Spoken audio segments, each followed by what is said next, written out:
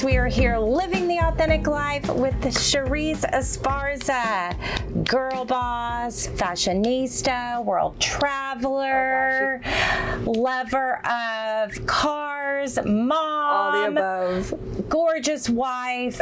I mean, you're too kind. We're going to need like 3 hours for this whole podcast. So you sent me your incredible overview that was not even that long, but just amazing. And then I did some research on my own. There's so much I want to talk about, but I want to lead with, you are such a girl boss that you are on the Forbes 1000 to watch, and that is just incredible. Thank you. Thank you.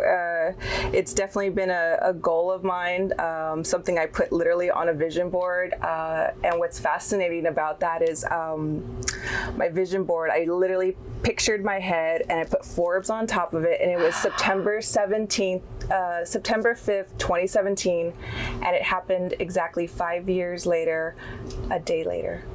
Okay, that makes me cry. Isn't that crazy? About like manifesting that energy out there of a goal. Like, I mean, 5 years is like a long time, but it happened.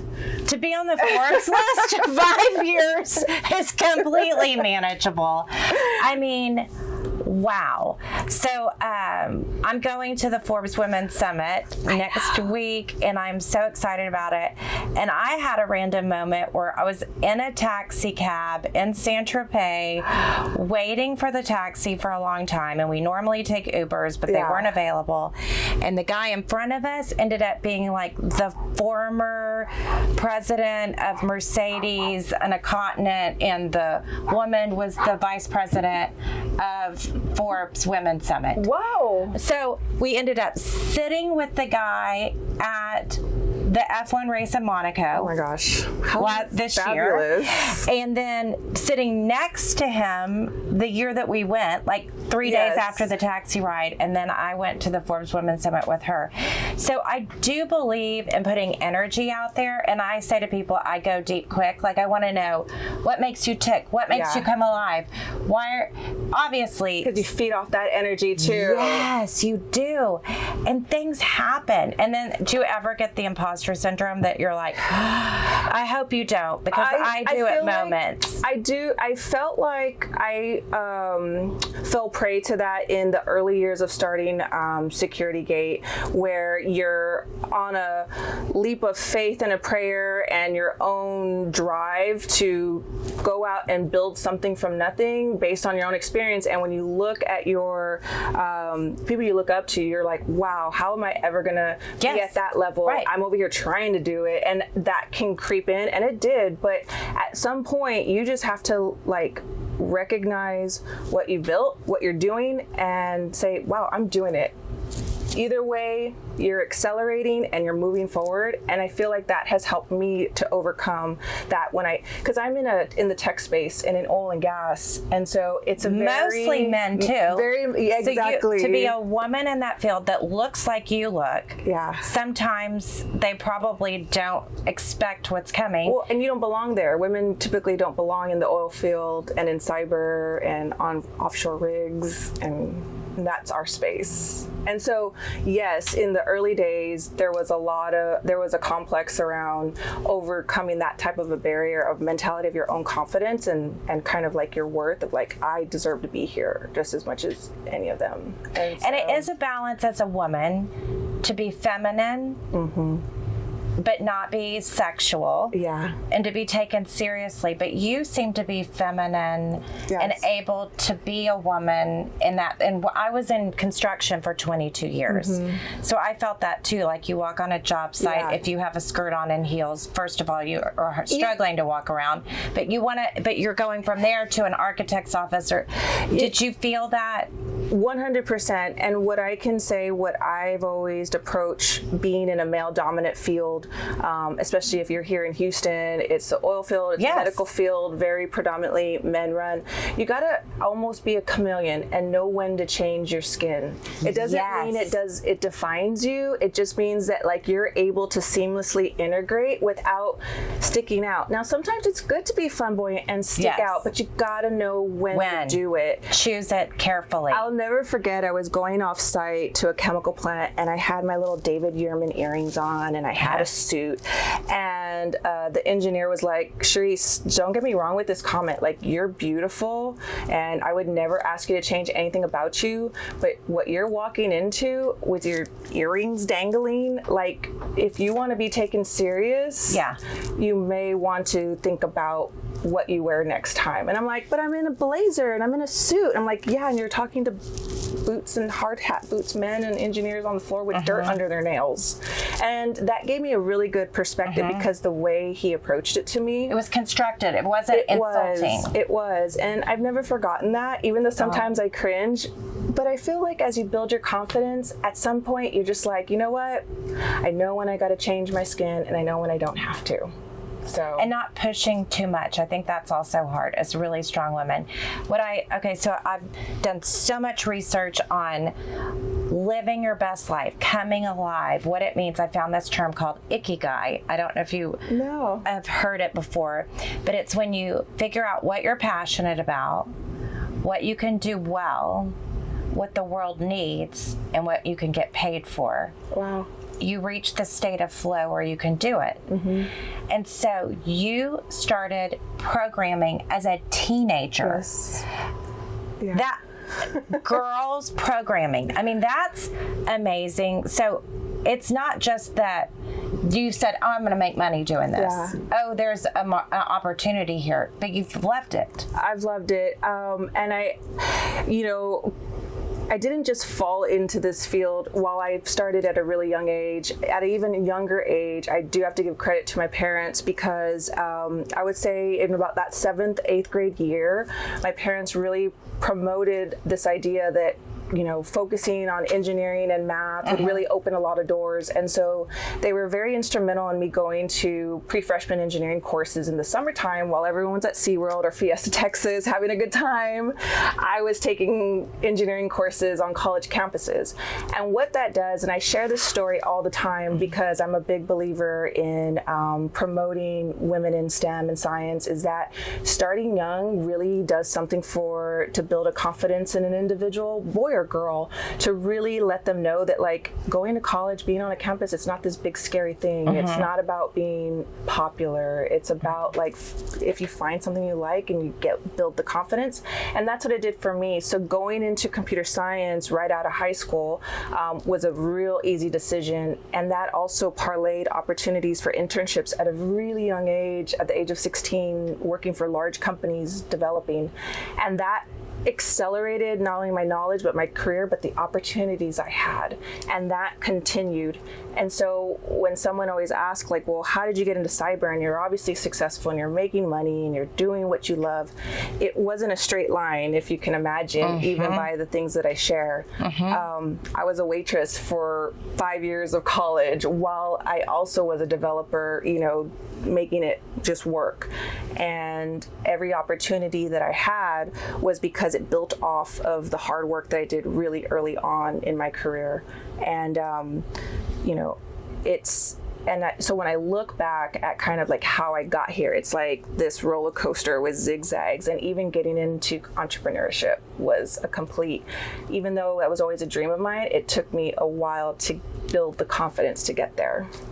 So our daughter this summer did applied economics at Duke, and she took calculus at Rice, and she's president of the math club. And she's in high school, right? And she's in high school. She's a 16-year-old junior. All of that counts. It does. Because it's going to open up doors for her, and it's going to give her a competitive edge. And anyone that takes the extra time in the summer when you don't have to get a competitive edge, you never know who you're going to meet. You don't ever know that professor owns his own company, is going to hire an intern. Absolutely. It's so, and people came to her, of course it was social suicide at first to be in the math club. Of course. I had to bribe her. Yeah. I gave her Alexander McQueen tennis shoes if she stayed. That's a great bribe. I was like, girl, if you want this lifestyle, you're going to have to earn it, and I want to give you the tools to be able to put yourself in a place that you earn it. But she loves it too.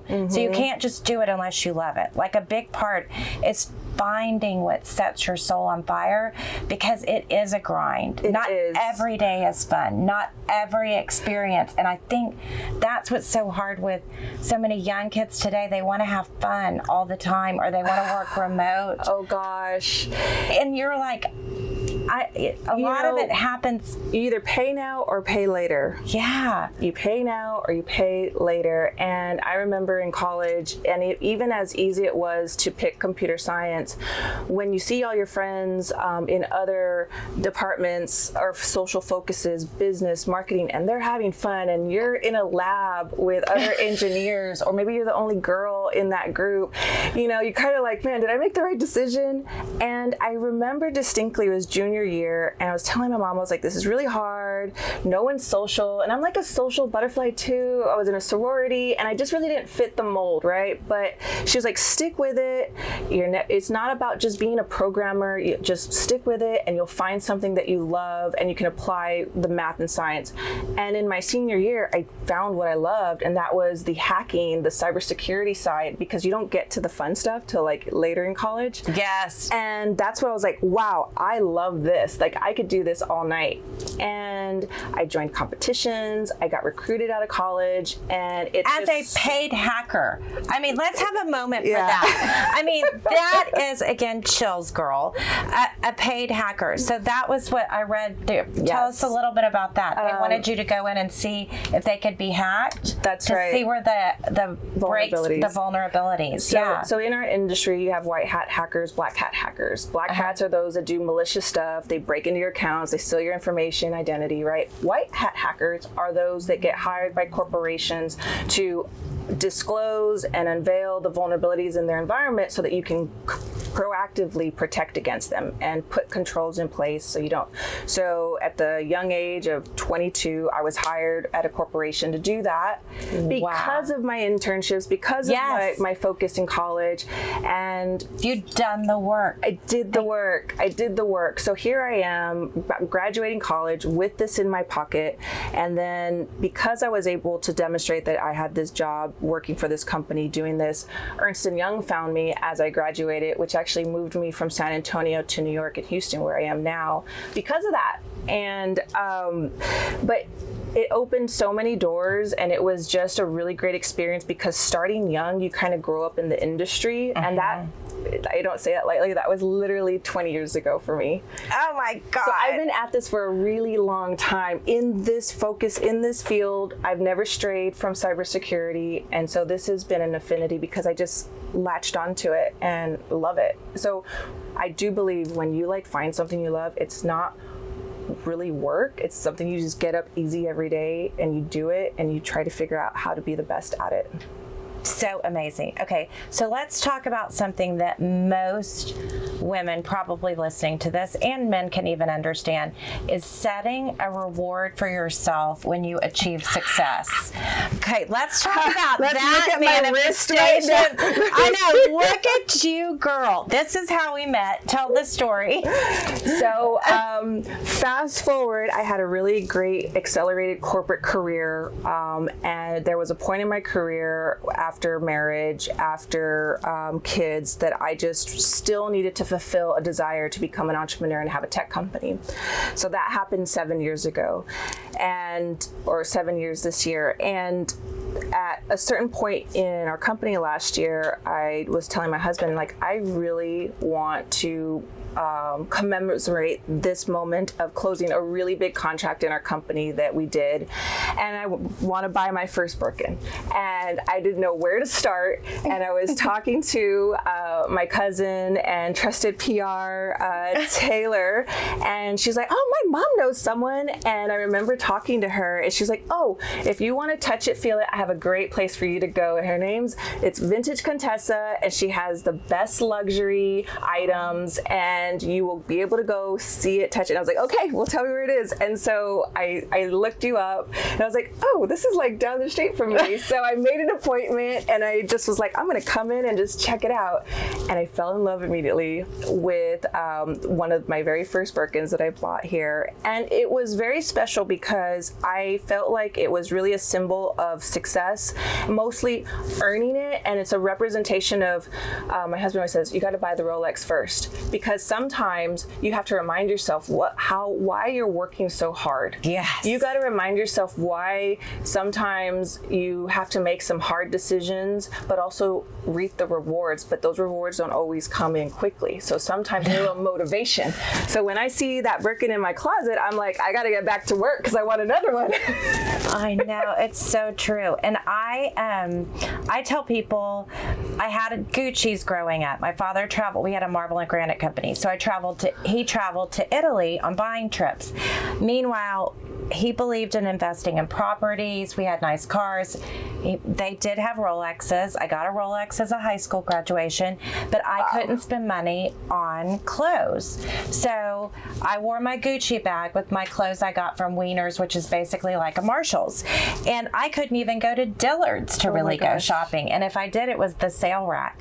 So I had this vision of having these things when I was older in life. And when I met my husband, I said, I want to buy myself a Birkin if we sell the family business or I achieve something. So I bought my first Chanel bag when I was 37, and my first Birkin was at 39 as my push present. That's awesome. So people look at me and they're like, you have so much, and they think it was a vision. And I did this part-time as a side hustle when I was working in the construction industry for like 5 years before I could even afford to leave that and do this full-time. People just see the fun. Yeah. They don't see all the sacrifices and the mommy guilt that you're not with your kid all the time and how you balance that. It's not a zero-sum game. It's not like, oh, one day I want to be surrounded by lavish luxury items. What really holds true is if you want those things, create a path to have them. It's not as easy as like, oh, I'm just going to go whip out thousands of dollars to buy it. It's not like, oh, I'm going to get it brand new versus gently used. And it really doesn't matter. It matters what it means to you and how you get there. And so for your case, it's like you had a vision for this and you made it come true. Yes, I created it. It wasn't given to me. And another thing too, like what I will say is, I'm 42, and for me to be in this stage of my career, to be able to have the optionality to make investments, because I truly see luxury items in a certain class as an investment because it retains your investment money that you've made on it. And so I've become more strategic on my purchases than I ever have in my life before. And I was 40 when I first got, my Birkin and a Chanel. So I feel like in today's society, there is emphasis on the outward projection of success and what it means. But I think when you peel back the onion, it's not glamorous. You have to work really hard to get there. And I would say that would be one thing that I hope that people would see from this conversation is like, oh, not some tech entrepreneur that can afford a Birkin. No, I've worked really hard to get here, and it means something to me to be able to do it on my own and to reward myself for that. And that I am coin operated, as my sales team reminds me. So I like this kind of stuff. So, but yeah, it's a good reminder of what success can be and what the future can look like. Yes, when we have, it gives us hope to keep pushing, hope to keep trying. Okay, so I did a little dive on your Instagram, and I saw you just got back from Positano, Ravello. It's one of Capri, that whole area is one of my favorite places in the world. You went for a friend's wedding. I did. And it looked just so enchanting. Tell us about your travels. Because you travel exotic places. Until recently, I will say the first time I ever traveled to Europe, I was 40, so it was 2 years ago. Before then, I had traveled to other places, but recently, building the business, I have had the opportunity to expand outside of the U.S. We have an office in Milan that we opened up this year. We have a great development team out there, and so we got to visit it. But through our great customers, that we have a global presence in 7 different European countries. So because of that, we have opportunities to go build the business, to go meet our clients. And so a little fun and business along the way never hurt. Right. So we've been doing a lot of travel in the UK, in France, and in Italy because, again, critical infrastructure is global, especially if they have a US-based presence. They still have a European arm. And so our company serves their global footprint. And because of that, we got to go meet our teams out there. We got to go meet the executives and share why SecurityGate is the right choice for them from a strategic cybersecurity protection for their assets. And when I say assets, offshore rigs, chemical plants, like these are not like high fun fashion places. This is like where real safety matters, life and death, a lot of revenue to be lost. And so because of that, we've had the pleasure to go to Europe and meet that. But on a funner note, for the Amalfi Coast, that was a first. I had never been, and our really great friends invited us to be a part of their magical wedding. And, you know, I keep telling my husband, like, God, I wish I was back there. It was so amazing. I keep talking. It's 2 weeks later, and I'm still in that mode. And he goes, Cherise, it was not every trip's going to be like that. But what made this so special was where we are personally, mentally, in a great place. The atmosphere was perfect, but more importantly, our friends were all there too. So not every vacation is like that, he says, but I mean, it was wonderful. I will say it's a trek to get there. It is. Planes, trains, automobiles, and the Europeans are not efficient and they're moving around. They're slower. Their road is equivalent to our one lane. Yes, you're like, I'm going to die. I'm going to fall off the cliff. So once you're there, it's great. But like getting through the mountains and getting through the airports, I mean, it's an all-day affair. And if anything's delayed, you're just up creek. But it was amazing. I really enjoyed Positano. I loved the food. I loved shopping for their ceramics and their linens, and just getting to explore some of the Instagram places that were being promoted as everyone's feels like everyone's traveling over there. I didn't get to go to Capri. I just didn't have time to do that.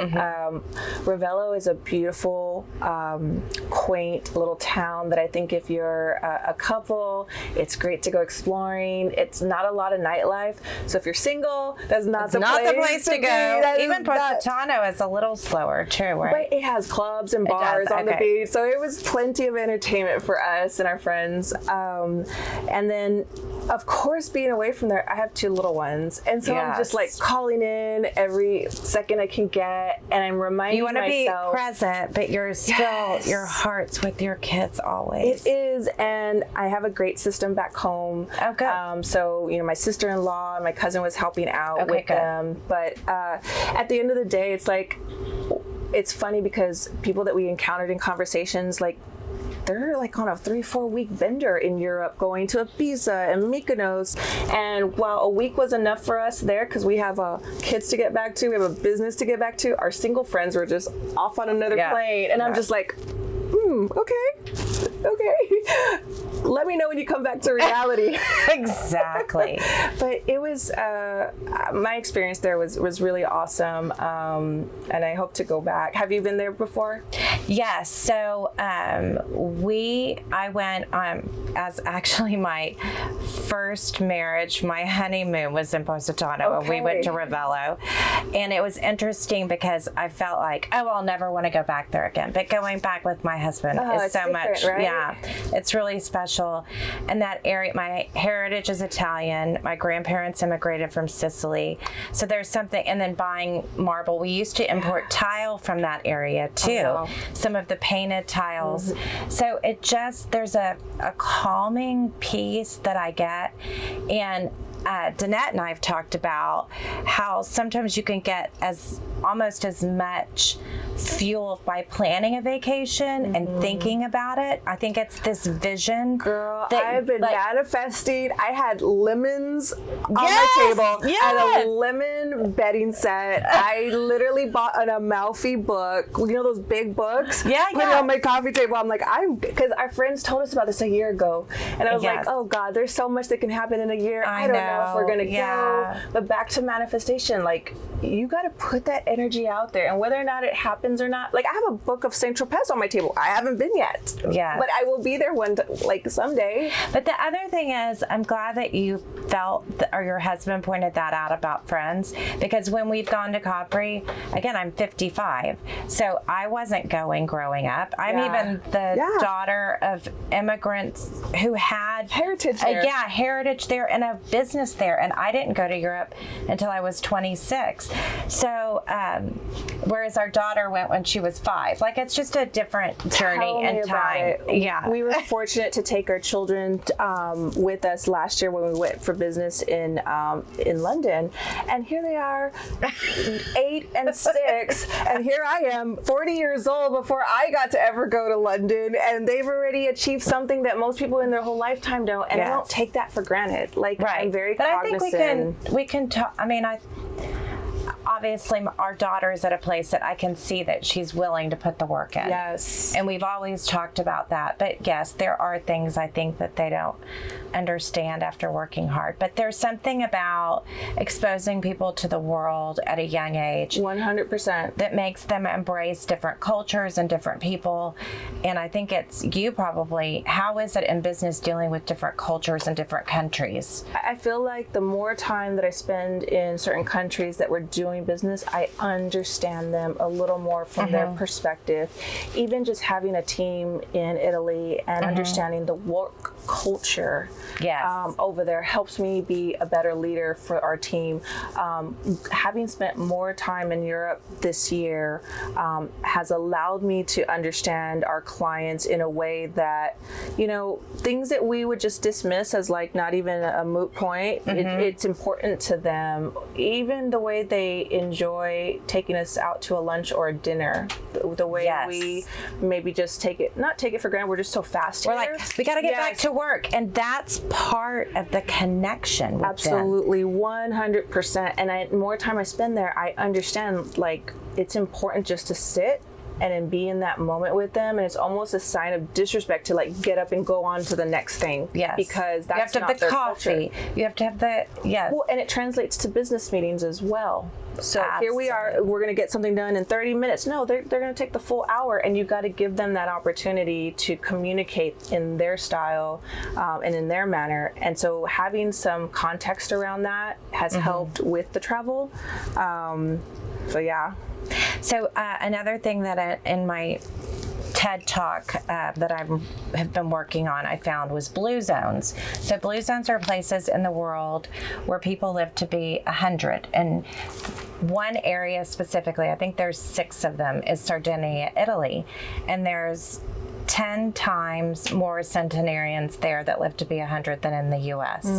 And one of the things they do that I love is they stop for happy hour every day. God.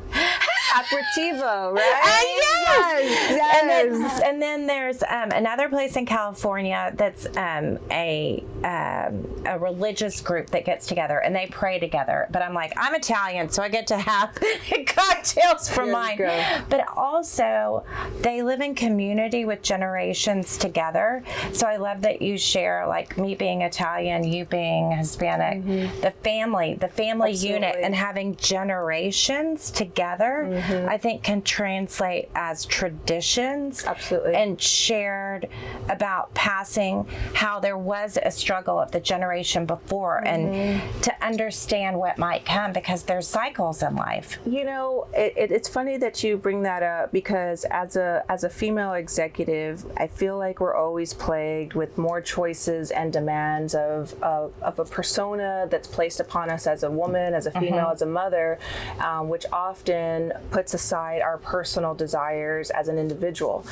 And for me, growing up, I had really strong women, females in my life, from my great-grandma, grandma to my mother, and they all had very different roles within their generations. Like, there's a dichotomy. And when I look at those roles and I see how they've truly influenced me, you know, my great-grandma in the 1920s was the first female manager for Goodyear tires. Like, that was unheard of. Wow. But she made some really crucial sacrifices of family for that career success. And she was a trailblazer in her time during the war as well. but she sacrificed her relationship with her children for that. My grandma was the epitome of a caretaker. She raised 5 kids. She raised her brother. She was like, I'm going to do it the other way. Opposite way, 100% housewife, let my grandfather take care of the family, very Mexican, machismo, but she gave the presence of a solid home of love and nurture. And then my mom in the 80s with us, she was a really good balance of having a career and being a mom, but in the 80s with work culture, it was very hard. So being raised with my grandma, my family, my parents, I saw all those types of struggles. I heard because I was fortunate to hear the stories of my great grandma's life as well before she passed, because she lived to be almost 92. So talking about living long with purpose. So I can't help but think that how that has shaped who I am, how I live my life with my daughter, with my family, with my kids, and also keeping true to myself of like, you do have to make choices, but it is a balance, and it's never going to come at probably like a perfect time in life. And so in terms of sharing generation, in terms of sharing a longevity of a legacy, health is really important. And when I look to these European countries, what's important to them is health. Let's talk about the food. One of the things I've learned over there is the fresh. There's no chemicals. Even the skincare. Can we talk about their skincare in Europe? Like, it's amazing, like chemical free. And so when we think like, how are these other people in other countries living longer than us? Well, one, they have a different way of life. They value the downtime. Take August, for example. Everyone in Europe was off, except for the U.S. Did your business close there? Not in Milan, no. But we do observe all the holidays. But I will say we honor when they take more extended vacations. So like here in the U.S., taking a week off is like a big deal. It's a big deal. And in Europe, 2 weeks, 3 weeks, as long as you have the time, we support it. So that also affects business and how we do business. It does, yes. Because everyone's out on vacation. We'll call you later. Doesn't matter if we're waiting on a PO. Like month of August, nothing's getting done in Europe.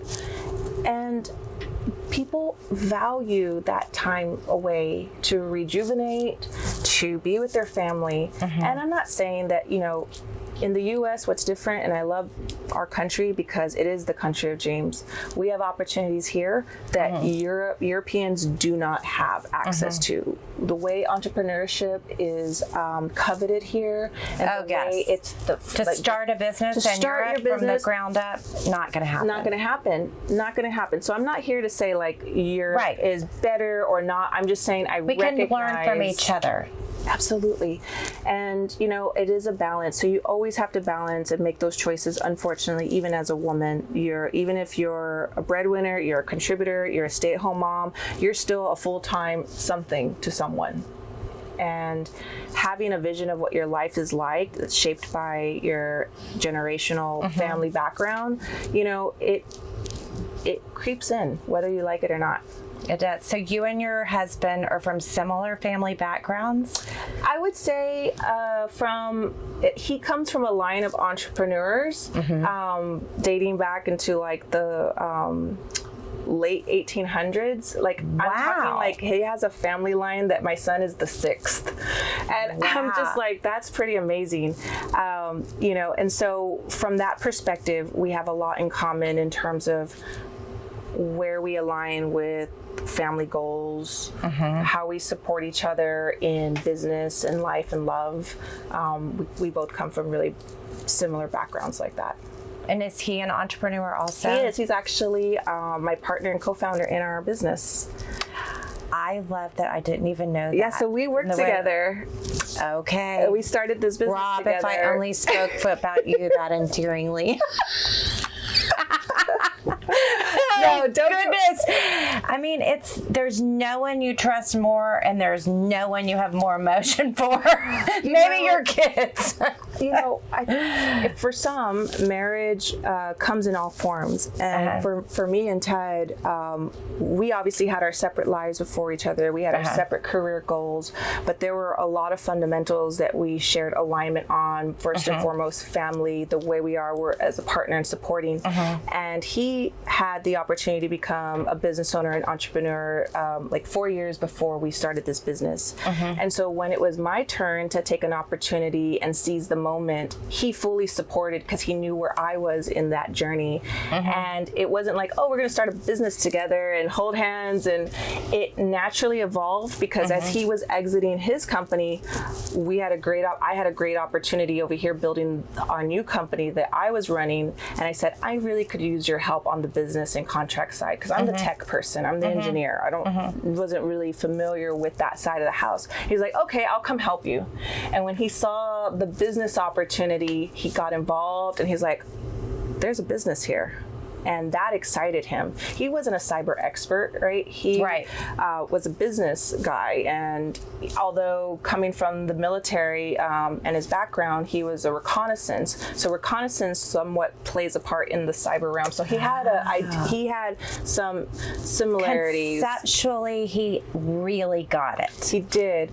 And what we both had our experience together was in the oil and gas field, because when he transitioned out of the military, he was working for Shell and he understood operational and engineering and stuff.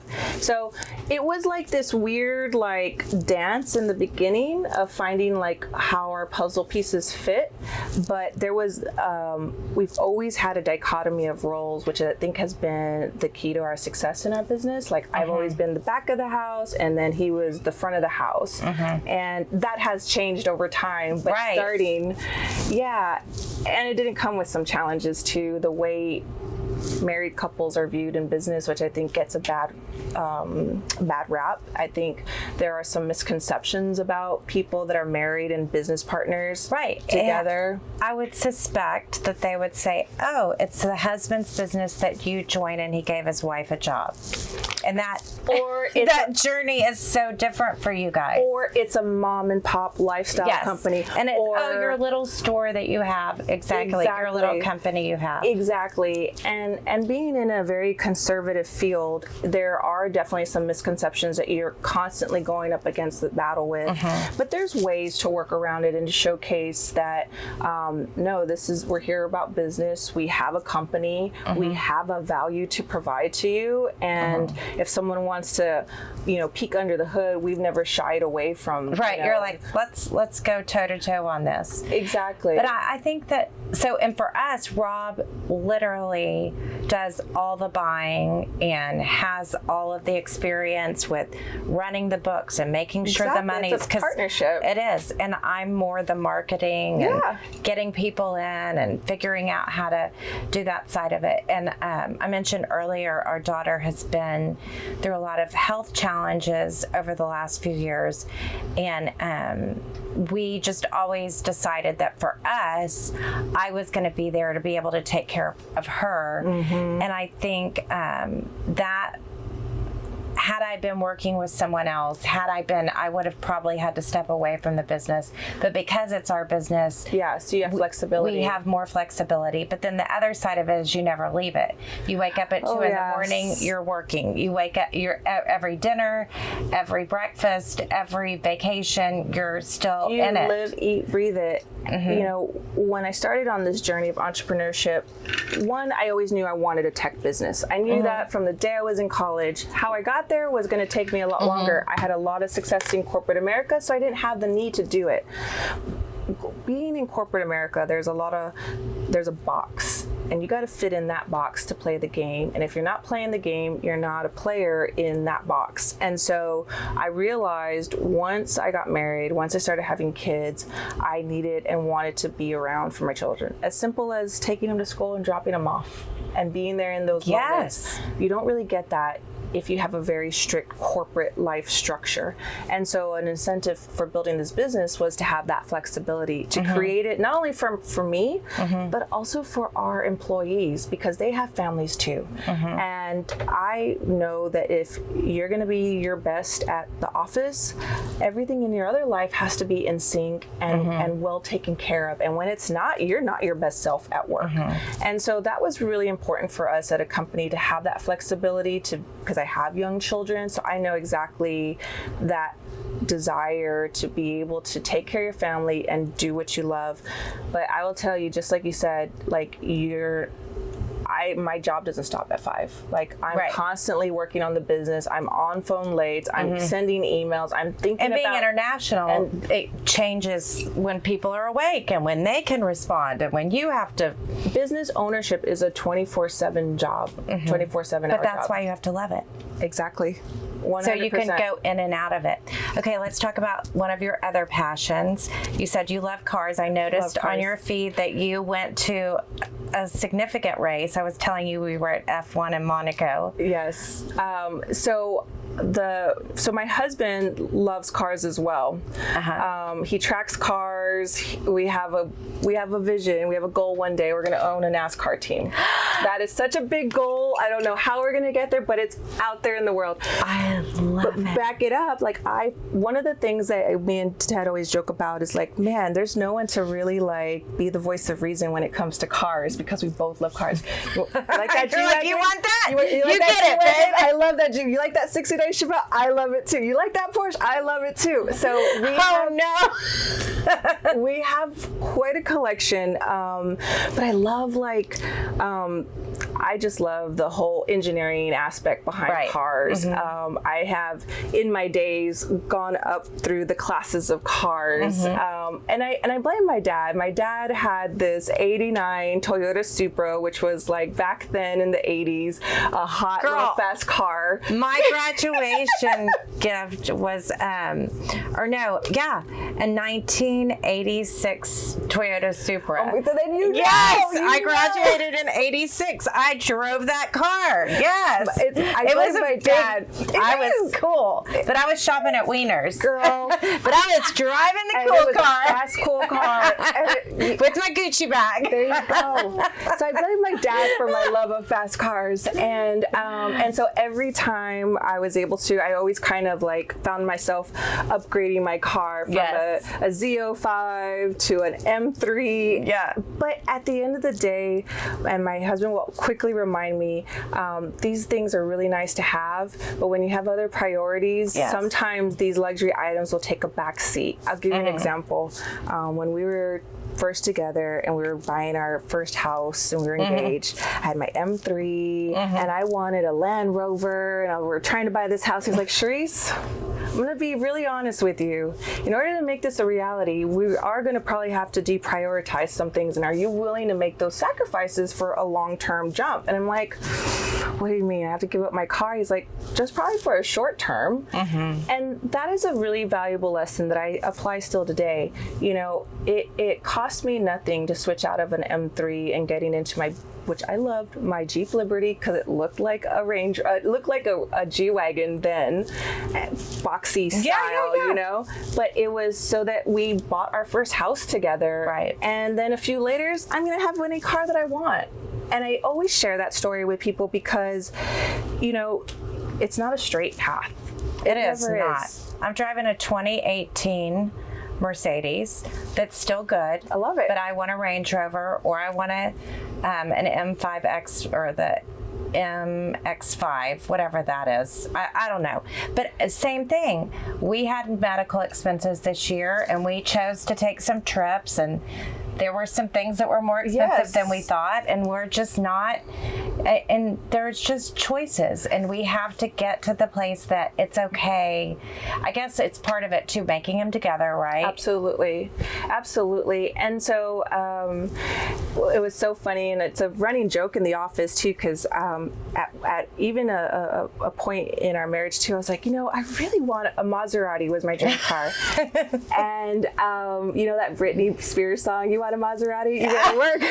Well, I worked, and I didn't end up getting my Maserati. I ended up getting a Mercedes G-Wagon, and it was right before the pandemic start, so it was a great deal, great interest rate, which is really nothing now today. Oh, and I know, you could probably make a profit on it. It's an investment. Again, luxury items investment going up. And so I love my G-Wagon. I don't think I could ever see myself getting rid of it. But I also love other cars. Like you put a California T see Ferrari white cream interior in front of me, I just would go crazy. All right, well, you've got to be part of Heels on Horsepower. Your energy is much needed. Well, I found them on Instagram thanks to you, and I was like, oh, who are these ladies and who are these cars? Like, so I'm really excited to learn more about the organization and participate, and hopefully they'll accept me. Of course, of course. Well, I think our time has come to an end, but you are just so inspiring to so many. I just am almost at a loss for words of how to wrap up. I think it's amazing to see your balance, because I think for me, being successful means being balanced. That's what success feels like to me, is balancing my family and my work family, because the people you work with, you care about so much, and then and enjoying life and being a couple, and then being a woman, taking care of yourself. It's just a lot, and I just applaud you for sharing how you were able to do so much and achieve so much, and the real story that goes into it. Yeah, thank you so much for allowing me to come on and share with your viewers my background and kind of our path, how we got here. What's the next big thing?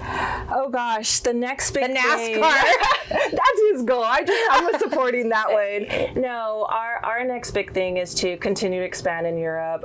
I've been putting the energy out there to open a London office for some time now. Milan just happened to flourish quicker, so I'm really grateful for that. So I continued expansion in Europe for the business. But most importantly, I'm working on a new vision board. The vision board I made 5 years ago, I feel like I've achieved a lot of that. And so I'm in I'm in a period of growth personally. And I'm really leaning on entrepreneurship coaches to help me kind of craft what does that next version of me look like, and all the things I want to succeed in going forward. So stay tuned on that one. Yay, I can't wait to see. Well, thank you so much for joining Thank you. us. Okay, guys, see you next week. We're living the authentic life.